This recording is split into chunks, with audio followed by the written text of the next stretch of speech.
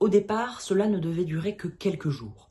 Mais aujourd'hui, la guerre en Iran s'intensifie et pourrait bien impacter le monde entier. En effet, au début du conflit, beaucoup pensaient à une opération simple, rapide, efficace. Mais comme bien souvent au Moyen-Orient, la situation est beaucoup plus complexe. Tensions régionales, alliances militaires, enjeux politiques.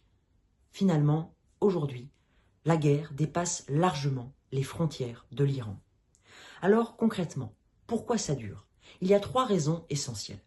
La première raison, c'est que les forces militaires présentes sur place, notamment l'Iran, sont beaucoup plus équilibrées que ce que l'on aurait pu penser au départ. Et donc aucun camp, aucun pays ne prend clairement l'avantage sur l'autre dans le conflit. La deuxième raison, c'est que des acteurs indirects interviennent, c'est-à-dire que des puissances étrangères soutiennent, influencent, sans pour autant s'engager officiellement. Enfin, la troisième raison, c'est que, bien évidemment, le conflit s'étend et donc il devient de plus en plus difficile et compliqué à gérer et contrôler. Mais il y a aussi un acteur essentiel, un élément essentiel, c'est le pétrole. Car il ne faut pas oublier que l'Iran est l'un des acteurs énergétiques mondiaux les plus importants. Et donc, dès que la région est instable, les marchés paniquent.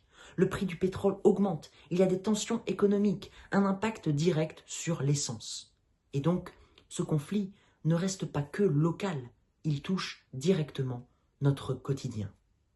Et c'est là le vrai enjeu. La guerre, actuellement, dépasse largement le Moyen-Orient. Alors la vraie question qu'il faut se poser est plutôt jusqu'où ça peut aller. J'espère alors vous avoir apporté des informations, avoir répondu à certaines de vos questions. N'hésitez pas à me faire part de vos avis, vos impressions, vos questions s'il vous en reste encore dans les commentaires, car n'oubliez jamais, le débat est ouvert et il commence avec vous.